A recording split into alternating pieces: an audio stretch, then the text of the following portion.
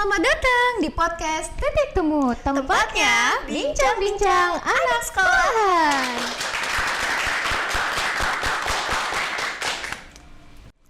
Konnichiwa minasan. Konnichiwa. Hajimemashite, watashi wa no namae wa Mukti desu. Hajimemashite, watashi wa no namae wa Mira desu. Kyou wa tokubetsu na hi desu. どうするですか？見てください。このキャラクターのコスチュームでとても華やかです。シャオシャオ。そして今日も特別日です。それはインドネシアの若者の間の日本文化のポッドキャスト。日本文化のポッドキャストです。今回のゲストはハッピースンダリです。こんにちは皆さん。元気ですか？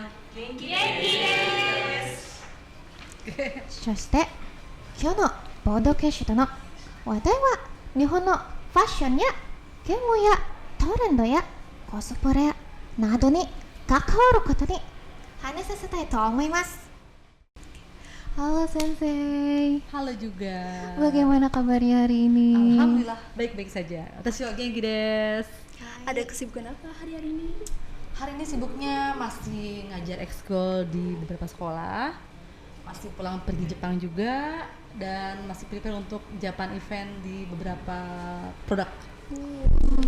Semoga ini. Wah, makasih. Semoga dalam setiap urusan Sensei ini selalu diberikan kemudahan dalam setiap urusan. Amin ya rabbal alamin. Amin. Makasih. Oke. Yang kita tahu tentang Sensei Sendari ini, beliau adalah sosok yang multi talenta. Katanya beliau banyak banget bisanya. Tapi ini bukan ular loh ya. Nah, bisa ini artinya mampu, lihai, pandai, kanan kiri atas bawah, depan belakang bisa. Gas aja terus katanya. Banyak ya? Banyak. Karena Sensei Sundari ini bisa juga disebut Japan Guide ya. Bisa dancer juga pun iya, kayak pertunjukan seni yang menghibur atau Japanese teacher, founder, Asian event organizer atau COC production, dan juga master of ceremony atau MC gitu teman-teman. Sensei, kalau boleh tahu udah berapa lama di Jepang? Kalau di Jepang sendiri itu pulang pergi aja, dan itu sejak tahun 2010 sampai sekarang. Udah lama ya. Iya, alhamdulillah. Oke. Sensei, aku mau tanya yang tadi aku bilang founder event organizer atau COC production itu artinya apa sih Sensei, atau maknanya apa sih? Kalau Shiawase sendiri artinya kemakmuran, kesejahteraan, kebahagiaan, kesenangan. Itu yang saya pengen punya dalam sebuah event atau sebuah pesta rakyat ya. Jadi namanya Shiawase, kegembiraan. Mungkin berdasarkan nama saya juga happy ya, harus senang juga. Dan itu saya bikin tahun 98 tuh ngasal banget bikinnya. Sok-sok pengen punya agency, menyediakan penyanyi, single keyboard, tenda, alat pesta, tukang sulap, awalnya gitu. Tapi lama-lama karena saya lebih ke Jepangan, jadi fokusnya Jepang banget. Dari entertainment, MC, dancer, semua all about Japan. Jadi itu dari tahun 99 udah merambah sampai sekarang. Udah ribuan mungkin produk-produk yang pakai jasa saya, dan saya juga mencintai Jepang dengan seluruhnya. Jadi mungkin kerjanya lebih nyaman, lebih enak, dan lebih ringan, nggak ada paksaan, nggak ada under pressure, karena senang ya. Karena menyukai hobi yang bisa jadi duit gitu aja. Intinya sih mau uang, cuman hobinya juga dapat gitu loh. Bisa dicontoh ya teman-teman. Sensei, ini aku hari lihat kok positive vibes banget sih hari ini. Oh iya, dari mana liatnya? Kayak cakep aja gitu. Oh gitu ya? Terus aku mau nanya nih, tipe kalian Sensei itu yang enjoy nggak sih kalau apa-apa? Lagi ngelakuin apa-apa tuh enjoy gitu? Atau nggak yang tiba-tiba tenang gitu?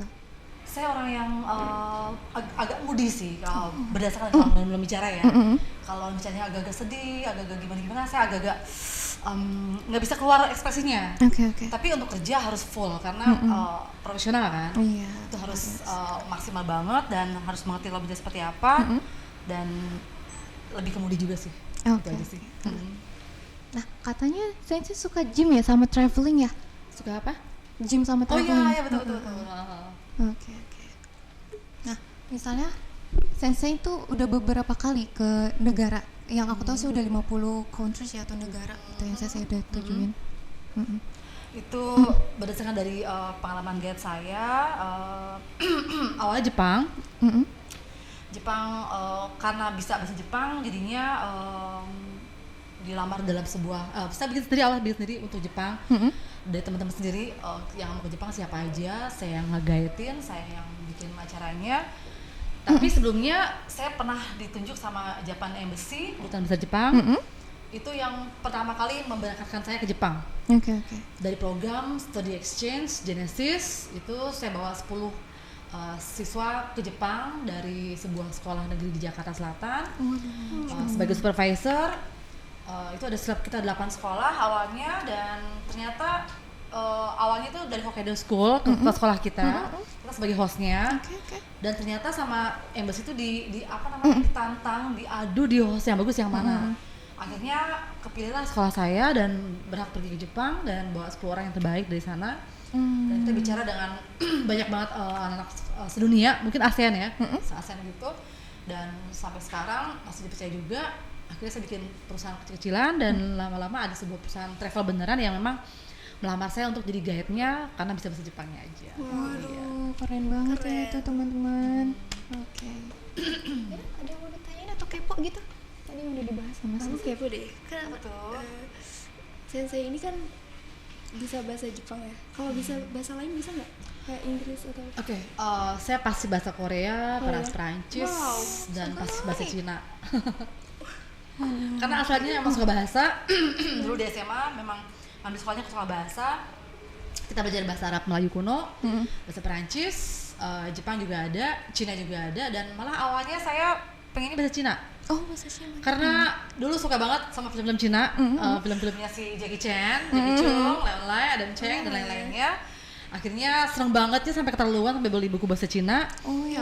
Terus ternyata takdir memisahkan saya untuk percinaan lebih ke Jepang karena mungkin orang tua juga memutus ke Jepang juga. Dan mulai banyaknya kan anime-anime Jepang yang mulai ada di TV-TV zaman saya ya.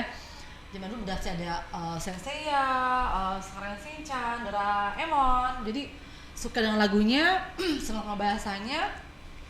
Akhirnya lebih ke fokus ke Jepang dan mencintai juga bahasa Jepang karena bahasa itu lebih sikat skill, keterampilan. Kalau kita nggak suka sama bahasa, kita nggak bisa belajar apapun. Harus suka dulu. Harus suka dulu. Mungkin bahasa lain saya kurang suka karena emang nggak dapet passionnya. Jepang harus suka. Karena kita akan kuliah 5 tahun tuh akan terus dengan bahasa Jepang terus. Di tengah-tengah semester begitu kita bosen, itu kan gagal seterusnya. Harus suka. Kalau suka akan terus suka dan lama-lama jadi bisa. Kayak mencintai seseorang, harus suka dulu. Kalau nggak suka susah. Kalau kita yang nggak suka duluan susah, harus suka duluan. Seperti itu. Oke, baik. Nah, yang aku lihat kan tadi Sensei menjelaskan mendalamkan Jepang banget ya. Sekarang aku mau tanya dong, pekerjaan sesuatu deh prioritas yang Sensei lakukan di Jepang tuh apa sih gitu? Yang sekarang ini adalah murni guide travel atau Japan guide. Japan guide profesional. Saya udah mengambil ID card-nya, saya udah punya verifikasi untuk guide-nya, jadi bisa ngambil semua tamu dimanapun, kapanpun bisa, karena udah punya ID card. Jadi memang fokusnya ke Japan guide. Jadi buat yang lihat kita, silakan ya kalau ke Jepang hubungi saya.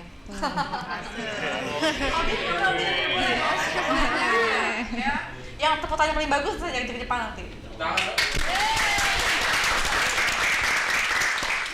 Oke. Sekarang kita memasuki segmen pertanyaan-pertanyaan ya, yang tadi kan saya udah jelaskan tuh perdalaman Jepang tuh gimana gitu. Oke. Sumimasen Sensei. Kenzai, Nihon de wa ichiban niki ga aru tabemono wa nan desu ka?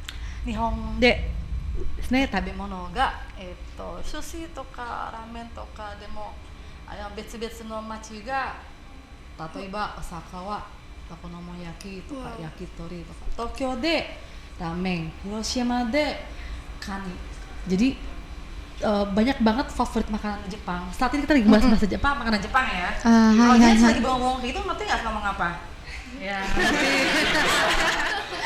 mereka translator juga ya. Oke. MC nanya apa makanan yang sangat populer di Jepang apa aja. Mm-mm. Sama dengan Indonesia, tiap kota pasti punya ciri khas masing-masing. Oke. Maka saya bilang betsu-betsu masing-masing. Ya, jadi di Osaka itu lebih dikenal dengan namanya okonomiyaki sama Takoyaki. yakitori. Oh, yakitori. Itu paling famous di sana. Heeh. Sama halnya dodol apa namanya yang bagus tuh? Dodol Garut di Garut, tapi ada juga dodol yang lain. Itu lucunya. Jadi tiap kota punya. Tokyo lebih ke ramennya, terus Yokohama lebih ke tamagonya, terus Kyoto lebih ke sushinya. Tapi semua tempat sushi juga enak. Cuman lebih famous seperti itu kayak dodol Garut, lapis lagi Surabaya. Cuman yang terkenalnya aja. Tapi tiap kota masing-masing punya ciri khas masing-masing. Tapi di Jepang memang orang lebih senang makannya ramen atau sushi. Oke. Mereka tiap pagi makannya nasi, siangnya ramen, malamnya nasi lagi. Jadi dia mix antara nasi dengan ramen. Oke. Roti kurang lebih 30%-an lah. Oh. Karena tiap pagi saya selalu melihat mereka mengkonsumsi onigiri. Oh, nih enggak. Lontong Jepang, Heeh. lemper Jepang. Lemper. Tahu nggak kalian lontong Jepang itu apa? Onigiri. Oh nggak tahu. Saya kasih tahu sekarang. Onigiri itu bungkusan lontong atau mungkin nasi yang dibungkus dengan rumput laut Jepang. Nori ya. Nori. Isinya macam-macam. Ada udang, ada ikan tuna, ada salmon, seperti itu juga buah plumnya juga ada. Yang bentuknya segitiga. Betul, segitiga paling betul. Dan tuh rasanya lumayan enak banget. Cuman kalau udah makan seperti itu, kadang mereka nggak bisa 2 atau 3 karena kecil banget segini. Iya. Beda sama lontong kita ya, 5 lontong kalau setiap hari. Oke, gitu. Tapi saya pernah dengar kalau takoyaki di Osaka atau Kyoto atau Tokyo itu katanya beda tekstur ya, Sensei? Kalau takoyaki di Osaka sendiri, mungkin terigunya nggak sebanyak yang ada di Konoha ya. Oke. Apa namanya? Mereka lebih murni dengan proteinnya, besar dia punya kepitingnya, gede juga dia punya udangnya, serumnya, dagingnya dan segala macamnya, dan lebih crunchy dan lebih melty banget rasanya, pasti lebih enak. Dan harganya mungkin ya memang lebih mahal, tapi memang Ikura desu ka? Nedan ga daetai wa kurang de 300 rupiah desu. Sekitar 30.000 rupiahan. Ya. Sambiaku yang rupiah seperti itu. Oke. Mira ada yang mau ditanyakan juga atau kepo gitu? Aku keponya sama yang bulat-bulat ini loh, berwarna-warni. Oh, yang warna-warni, mochi. Iya, mochi tapi ditusuk gitu loh. Ya, itu ada namanya mochi ya. Mochi itu makanan Jepang yang memang dia makanan ciri khas untuk pas tahun baru. Banyak makanan-makanan khas tahun baru di Jepang itu, contoh kayak ramen, kayak mochi. Kenapa 2 makanan itu? Jadi gini, ramen, adonan, terigu digulung, terigu yang digulung-gulung menjadi sebuah mie, ramen namanya. Jadi adonan dan tarik-tarik. Bikin tertarik ya. Jadi kalau makan mie pas tahun baru itu karena mie panjang, semoga masa depannya bagus, kebahagiaannya paling panjang, rezekinya panjang, cintanya panjang, jodohnya juga panjang. Ada artinya, seperti itu. Dan mochi juga sama. Kenapa mochi? Karena mochi itu kan kenyal-kenyal. Dimakannya susah, lama. Ya kan? Kenapa lama? Biar rezekinya lama, percintaannya juga lama, semuanya lama. Jadi lebih keramin seperti itu. Hemat banget. Jangan ditelan-telan gitu ya. Ditelan jangan, nanti nggak bagus buat di ginjal kamu nanti aja jangan teriak. Susah nanti. Seperti itu. Jadi susah banget. Kalau kamu sukanya apa kalau makan Jepang? Ramen. Ramen. Iya. Kalau kamu? Aku ini takoyaki. Takoyaki. Makanya Takoyaki. Tako itu gurita. Yaki yang digoreng. Gurita yang digoreng-goreng. Dibikin campuran-campuran. Takoyaki. Ya. Kalau audiens sukanya apa teman-teman di situ? Nih, kalau audiens apa Sukanya ditanya apa? Sensei? Sushi. Suka makan ikan mentah? Suka. Saya kasih hari ini mau ikan mentah. Boleh. Ikan bandeng mentah mau? Enggak. Apa selain sushi? Okonomiyaki. Okonomiyaki, artinya itu kayak telur dadar ya. Banyak banget isinya dan macam-macam. Dan yang lain lagi? Bakwan udang. Udang. Udang tuh mie tebal ya. Mie tebal di Jepang juga lumayan banyak, tapi orang lebih seringnya ramen yang biasa. Itu yang suka dimakan Naruto bukan? Ya, itu udang. Kamu sangat anime sekali ya. Ada yang lain makan juga? Nasi uduk ada kan nasi uduk? Nasi uduk hanya ada di Tadika Pertiwi.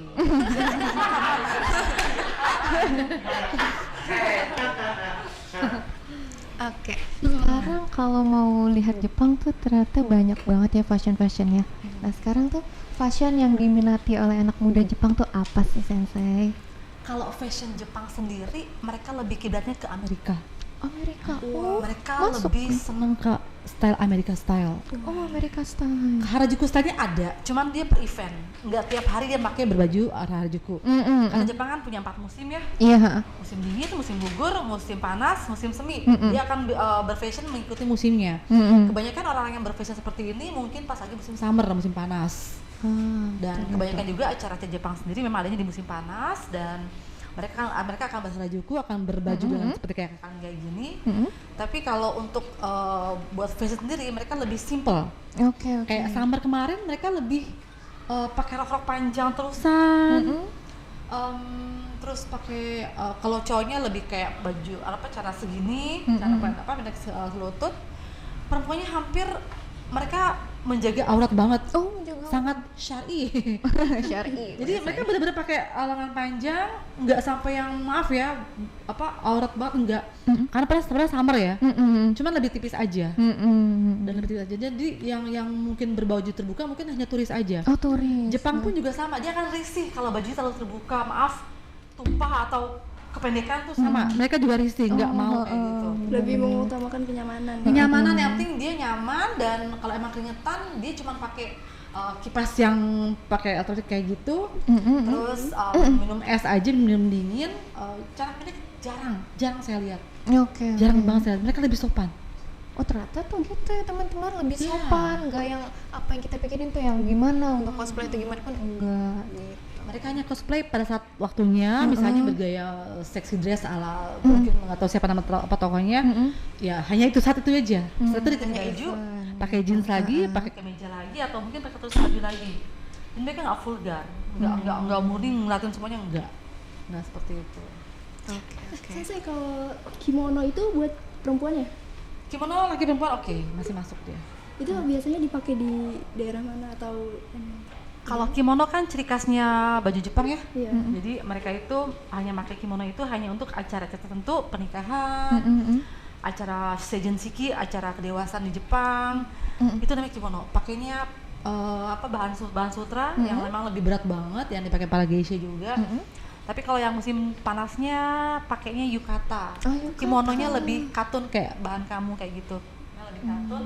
Dan kimono juga harganya lebih mahal, sekitar 6 jutaan, 8 jutaan. Ternyata mahal Jadi, banget ya. ya yang punya kimono mungkin hanya beberapa orang aja, dan biasanya itu turun-temurun antara orang tua ke anaknya. Kamu punya anak, anaknya lagi, sampai udah mungkin mulai usang, kasih ke orang, atau mungkin udah gak punya lagi, kadang mereka jual. Mereka punya yang namanya stok pakaian bekas, pakaian second yang masih bagus-bagus banget. Seperti itu. Nah, itu tuh teman-teman, ternyata kimono tuh mahal di sana tuh. Gitu. Nah, sekarang game. Kalau di Jepang tuh game tradisional tuh apa, Sensei? Apakah sama gitu sama di sini? Kalau game sendiri banyak ya ragamnya ya. Layangan, main layangan, terus main yang Sama tuh kayak gini. sama juga apa yang namanya nih? Lupa saya namanya itu, yang seperti yang kita punya tuh di Konoha, apa namanya? Tek tek. Oh, Apa namanya tuh? Ada yang tahu nggak teman-teman di Tenis? sini? Yang mana viral itu loh. oh, tuh. Lato ada juga. Oh. Ada juga. Ntar kesamaan tuh. Ya. Terus macam-macam sih. Jadi gamenya itu kalau buat tradisionalnya biasanya yang mainkan anak TK. Oh, anak-anak TK. Karena mereka masih mengenal saraf untuk pengenalan saraf buat motoriknya dia. Terus kadang-kadang buat praktek buat sekolahnya juga, dan kalau buat udah dewasa mungkin lebih ke game yang online ya. Game online. Karena banyak Betul. banget. Baik. Di sini ada nggak nih audiens yang mau tanya ke Sensei? Ada yang mau kepo-kepo nggak nih? Aku Sensei. Oh ya, Oke, silakan. apa? Sulit gak sih buat beradaptasi di Jepang waktu Sensei pertama kali ke sana? Adaptasinya bukan adaptasi, lebih ke kaget sih ya, karena culture shock ya. Culture shock. Culture shock misalnya. Contoh, saya habis makan es krim misalnya. Yang namanya tempat sampah di Jepang itu mungkin hampir nggak ada. Mungkin hanya ada di beberapa tempat kayak hotel, mall, atau semacamnya. Tapi kalau di luar, tempat sampah nggak ada. Jadi saya melihatnya gini, tempat sampah nggak ada, gimana caranya ya? Dan itu nggak boleh buang sampah sembarangan. Bayangin es krim saya udah lengket banget, udah yang basah banget, udah habis. Saya harus pakai tisu, gulung taruh dalam tas.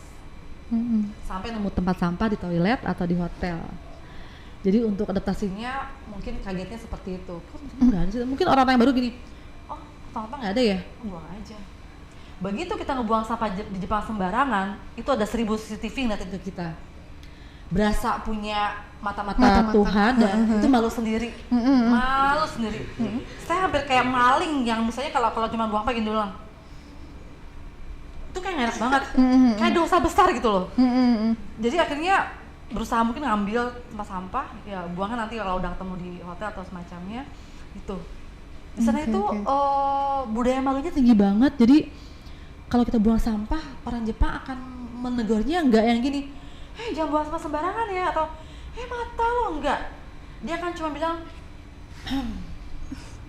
dia silent language. Dia nggak bicara yang enggak. Dia lebih ke silent. Dia nggak mau polusi suara. Begitu kita juga sama ngantri ya. Ngantri, ada toilet ngantri. Adalah orang-orang yang lain nyelak gitu kan. Itu nggak perlu orang yang belakang ngomong gini. Cukup orang Jepang cuma bilang gini. Dan tuh ngomongnya pelan. Enggak bilang ke depannya, "Mbak, saya duluan, Mbak." Enggak. Tapi kalau dia sadar, dia nyantri, dia akan berasa kayak kena mental nggak sih digituin sama orang. Langsung keluar dari si barisan ke belakang. Mungkin kalau itu orang Indonesia saya bilang, "Mas, antri." Gitu. Yang ketiga itu kalau misalnya kita lagi berisik, orang Jepang kan urusai ya. Kita urusai, kita berisik banget. Kita orang yang urusai banget, berisik banget. Orang Jepang tuh orang silent, makan diem, lagi ngapain juga dia orang silent, nggak suka dengan rame-ramean. Kita makan di restoran, biasa lah ya, makan di restoran ketemu dengan makanan-makanan Jepang kan, di foto dong. Terus ngobrol-ngobrol, orang Jepang enggak. Makanan belum datang dia begini duduknya. Makanan datang lagi makan. Handphone nggak ada yang dikeluarin. Habis makan dia tetap diam biasa aja, begini. Siapin tas, siapin uang, pulang. Beda halnya dengan ya geng lain. Tanggung gue megang handphone segala macam bla bla tuh urus saya. Ada orang Jepang begini gini. Tapi cukup shoot aja. Jadi mereka kadang-kadang mentalnya seperti itu ke orang-orang yang berisik itu. Jadi itu mungkin yang bisa saya. Kalau yang berisik itu turis gimana Sensei? Turis kadang-kadang gini, turis-turis yang udah sering ke Jepang udah tahu mereka punya karakter seperti itu. Mereka menyesuaikan. Karena kan di mana kita berada harus menyesuaikan tempat yang ada kan. Jadi kadang-kadang kalau udah mulai ketawa-tawa cekikan, kadang waiternya nyamperin ke kita. Sumimasen, Mikoriana shite kudasai. Pelan-pelan pelan-pelan ya. Atau mungkin kalau pas lagi bawa tamu, ibu-ibu berisik ya. Saya gitu begitu ya. Mengingat seperti itu. Sama dengan di kereta juga sama ya. Kereta juga sama. Oh berisik. Kadang-kadang video call. "Bu, saya di Jepang nih, Bu. Di Tokyo. Hai guys, di Tokyo guys." Dia bilang, "Bas, video call, jangan video call. Kalau telepon." Jangan sampai ada warlock yang ngasih tahu ke tamu, justru lebih malu. Ada mungkin warlock sendiri yang ngomong, "Dame desho." Dia kesel, ada ketemu kayak gitu. Tapi akibatnya nanti kasihan si tamunya sendiri jadi malu, kamunya sendiri jadi malu yang ada. Digituin sama warga lokal gitu. Oke. Udah? Kita ada lagi? Aku mau nanya Sensei. Ya, silakan. Kenapa di Jepang orang lebih suka jalan kaki dibanding naik motor ataupun mobil? Oke. Motor. Jepang adalah negara yang memang pengekspor motor terbanyak ya. Tapi di Jepang sendiri tidak ada parkiran. Di sana Jepang itu kecil tempatnya. Semua serba mahal. Tidak ada parkiran motor seperti di mall-mall yang di sini ya, segede luasnya lah, segede Alaihim 3 hektar, 2 hektar per motor 5 ribuan, berapa juta per hari itu ya.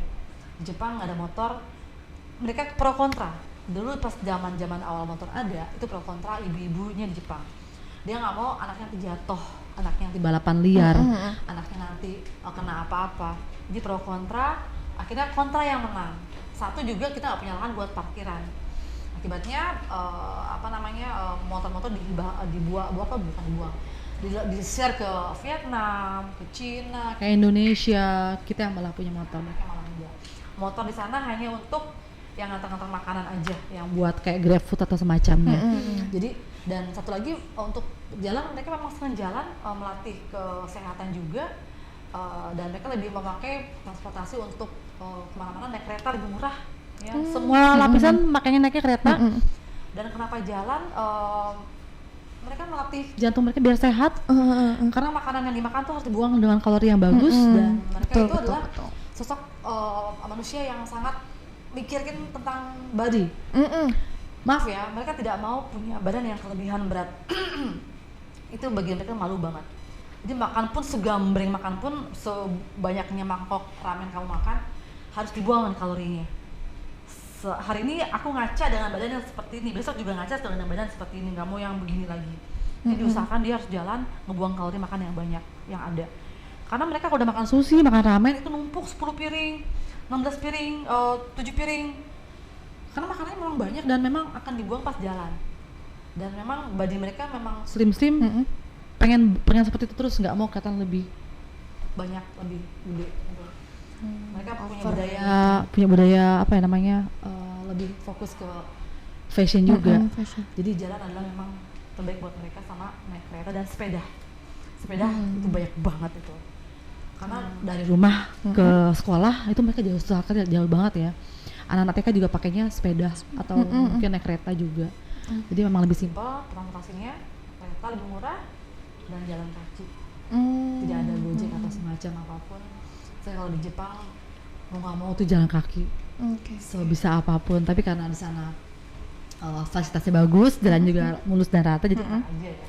Seperti itu sih. Nah, itu dia buat gitu. Ada yang mau ditanya lagi? Sensei, Yes. kalau boleh tanya, kenapa orang Jepang itu enggan menikah? Nggak menikah? Enggan menikah. Oke, menikah ya.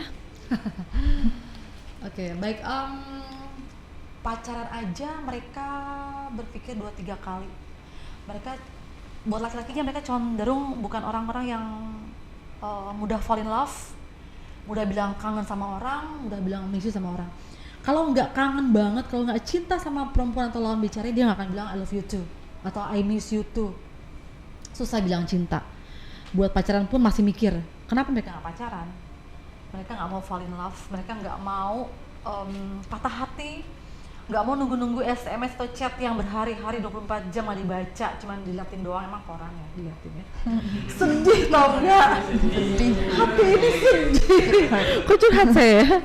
Ya DM yang numpuk nggak dibaca, cuman taunya scene doang. Itu lebih dari gulatan pisau deh kayaknya ya. Kok nggak dibalas? Jadi mereka nggak mau itu. Dan yang keempat, dia maunya simple.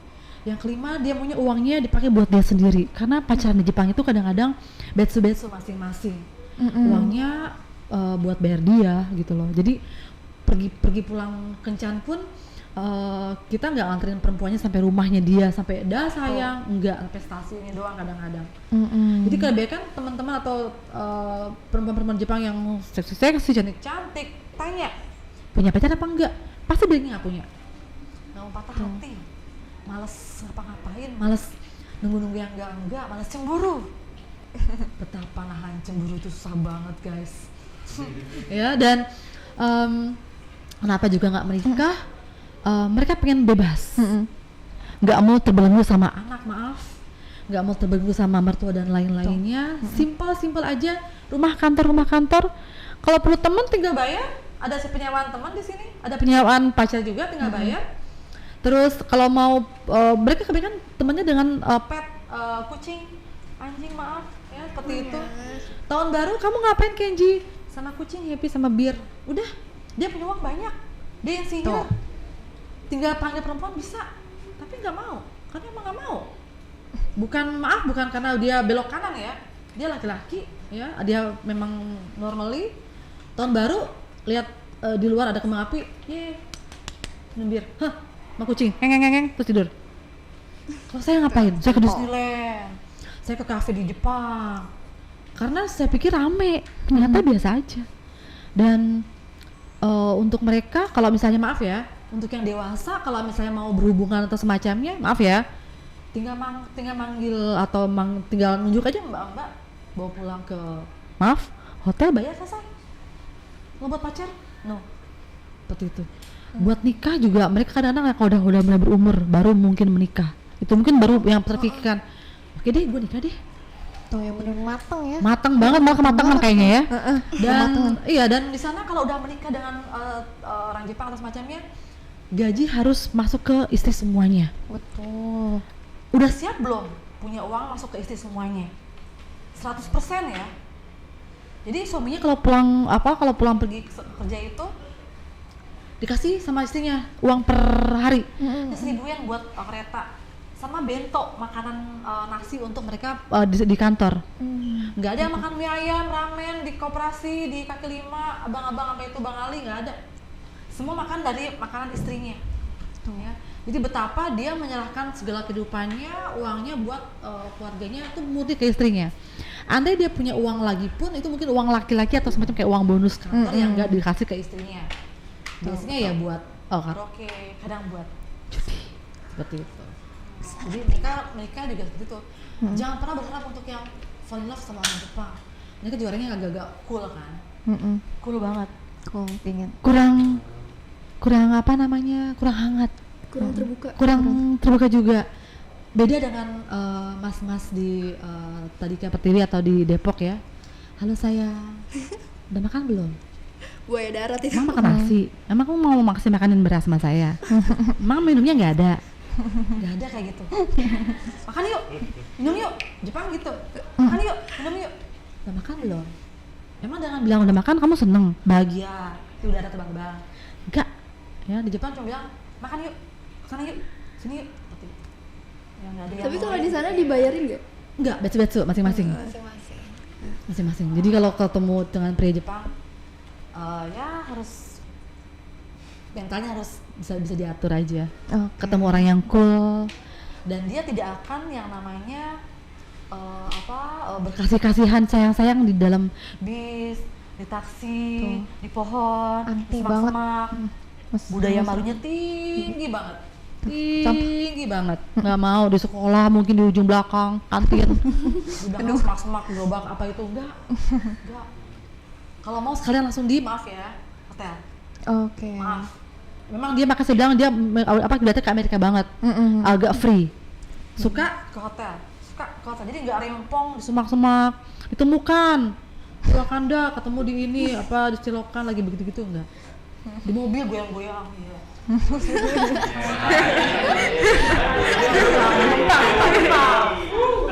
Enggak, mereka budaya malu banget. Gandengan tangan aja.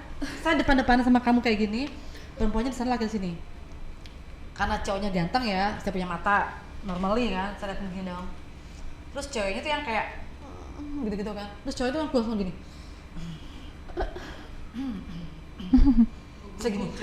Saya gini, rasakan. Tapi dia malu sama saya, dilihat saya tuh malu, risih, ngerti nggak? Ada orang mungkin yang memang biasa aja, sayang, cucu. Ada yang mungkin cool. Ada yang mungkin ya udah anak.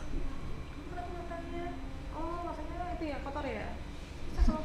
Dengan Jadi ada seperti itu. Jadi budaya malunya tinggi banget. Nggak pengen kelihatan kurang di depan orang, harus oke. Kalau malu itu bikin kayak ketampar, ngerti nggak sih, kayak Paham. kayak nggak mau kayak gitu. Kalau ketemu orang Jepang, kalau ketemu orang mata sipit di Jepang, ciuman dan lain-lainnya, saya yakin itu bukan orang Jepang. Jepang kalau mau seperti itu di tempat yang benar dia, nggak mau Dilihat orang. Oke. dapat jawabannya dari saya. Dari saya Dapat. Saya tuh mau nanya, kadang kalau cewek Jepang mau nggak sama orang yang di luar Jepang? Ya itu mah maunya elu. Nggak saya gitu. Boleh sih, boleh. Coba Pak Manajer, namanya siapa itu? tolong kirim paspornya ke saya, bisa saya kasih dia Jepang.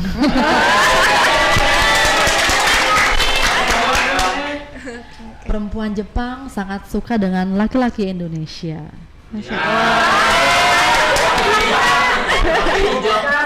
Kenapa? Lampu hijau. Kenapa? Karena kalian buaya. Kalian sangat mudah bilang fall in love sama orang, I miss you tuh sama orang. Tapi itu yang disuka sama cewek Jepang. Lembut, ngomong, bullshit ya kan.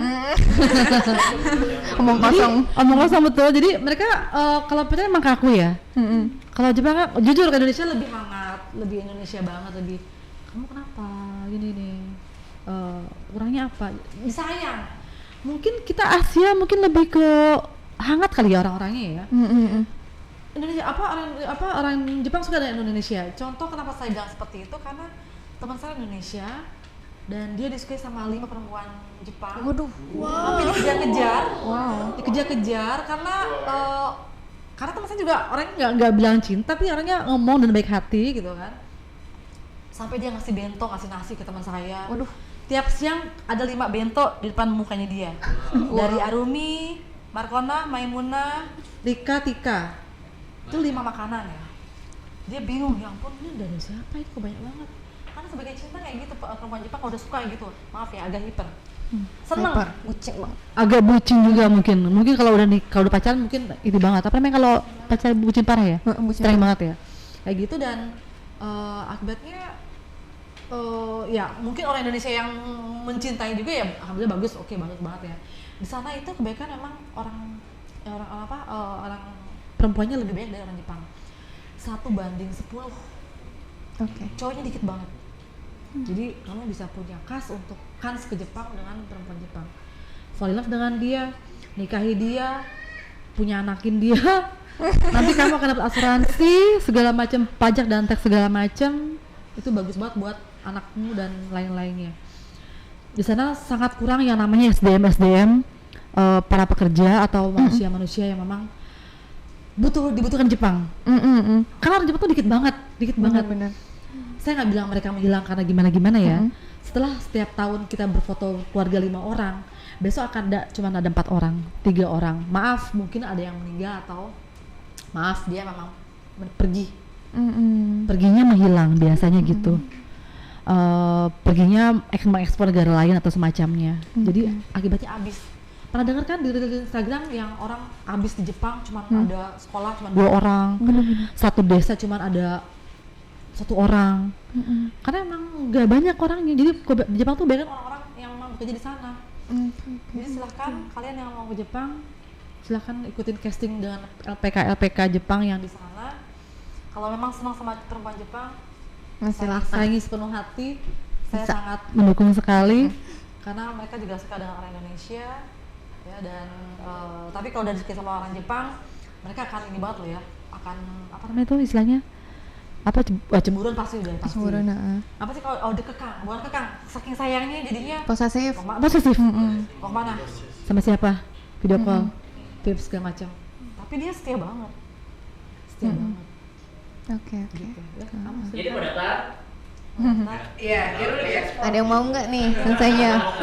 sangat perlu orang Indonesia. Nah, tuh. Sensei katanya mau daftar daftaran dulu, mau nggak? Udah puas belum nih audiensnya nanya-nanya ke sensei kepo-kepoin ya? Silakan. Sensei, Yes. aku mau tanya, kalau pernikahan Jepang itu ada tradisinya nggak? Kalau misalnya ada, boleh kasih contoh? Oke, kalau buat pernikahan Jepang ada tradisionalnya, ada tradisinya ada. Mereka akan menikah di kuil. Di kuil pakai kimono warna putih, laki-lakinya warnanya hitam. Dan itu upacaranya biasanya sih orang kaya ya yang punya pernikahan seperti itu manggil pendeta dan pendeta situ dan segala macamnya. Kalau kita lagi di Jepang dan memang lagi pas dengan ada yang menikah di sana, itu keren banget. Efeknya apa? Kalau melihat orang menikah kan bahagia ya. Jadi ada vibes bahagia juga ke kita. Di Niskaya kita kan juga beruntung, penuh cinta, penuh damai, penuh kasih sayang karena ada orang yang lagi menikah. Kalau lagi pas banget. Kadang mereka ya kayak kita menikah di Istiqlal, menikah di gereja atau menikah di pura, kan iya udah nikah pasti kan banyak yang nonton kan, pasti keren kan kayak gitu. Jadi memang ada tradisionalnya itu sekitar 1 atau 2 harian. Dan ada penikah di Jepang itu pas di kuil memang lebih ke sembayangnya aja. Tapi pas di rumah itu mereka punya ciri khas, misalnya saya ngasih dia bukan uang tapi berupa barang. Kayak misalnya gelas kristal. Nikah ke pernikahannya siapa namanya tadi? Hiro. Kak Siapa? Hiro. Irul nikah Jadi apa namanya, saya ngasih dia gelas kristal. Besok pas saya nikah dia juga ngasih hal yang sama ke saya, yang memang harganya sama, Yang balance. setara gitu ya Sensei? Ya seperti itu, dia akan lihat kristalnya asli atau palsu ya, KW atau enggak ya, dicek. Jarang uang, lebih ke barang. Uang dianggap lebih, bukan menghina ya, kayak nggak mampu gitu loh. Jadi lebih ke barang sih, tapi barangnya bagus-bagus, bukan gayung, ember, bukan ya. Lebih cantik, lebih Elegan, elegan mewah. seperti itu. Di sana laki-lakinya nggak ada yang mau kondo ya. Oh tidak ada, mereka bekerja. Mereka bekerja. Mereka bekerja dan kebanyakan kalau nggak bekerja pun dibiayai sama pemerintah, tapi mereka akan sadar mereka harus bekerja. Nggak ada yang tadi istilah tadi nggak ada. Itu penyebab sepi di Jepang tuh maksudnya kayak dikit gitu orang-orang Jepang itu karena nggak mau nikah juga ya. Iya. Banyak yang child free. Ya betul, mereka nggak mau nikah dan untuk berhubungan aja perlu digalakkan dengan berbagai macam maaf ya, video-video ya, video-video biar apa ya, bilangnya apa ya, maaf ya, biar lebih dapat apa namanya, keinginan untuk melakukan perhubungan gitu loh. Jadi sampai dari apa ya, dari TK tuh udah melihat seperti itu, tapi untuk menikah mereka masih yang enggak. Itu dia takut hubungan jangka panjang, takut cinta, takut cemburu, takut cerai, takut segala macam, jadi serba takut. Dan betul, child free, nggak mau ribet dengan urusan anak-anak dan lain-lain. Makanya dikit banget kalau ke Jepang ketemu bocah-bocah, dikit banget. Di rumah itu hanya ada nenek-nenek yang cuma ketemu konnichiwa, udah masuk ke rumah masing-masing. Gak ada yang namanya bocil-bocil, mama lihat balon mama, nggak ada gitu, nggak ada. Pemandangan itu hanya ada di daerah Depok Cinere. Di sana itu jarang banget, jarang, dan tidak ada yang namanya istilah ibu nyopin anaknya di jalanan tuh nggak ada. Nggak semarak dengan kita, sepi banget. Oke. Nah, ini dia tuh bincang-bincang kita bersama Sensei Sundari. Pembahasan kali ini seru banget pastinya. Seru nggak audiens? Seru banget. Puas nggak apa jawaban Sensei tadi? Nanya-nanyanya. Puas dong, masa nggak puas sih? Ada yang kurang nggak? Oke, sampai-sampai udah mau ke penghujung acara kita ya. Oke. Arigatou gozaimashita, Sensei Sundari. Doitashimashite. Jangan lupa saksikan terus podcast Titik Temu di YouTube Vocational DKV SMK Tadika Pertiwi. Bisa juga kalian dengarkan di Spotify DKV SMK Tadika Pertiwi. Terima kasih atas meluangkan waktunya bersama kami, Sensei. Alright, no, tomodachi, mata aimashou.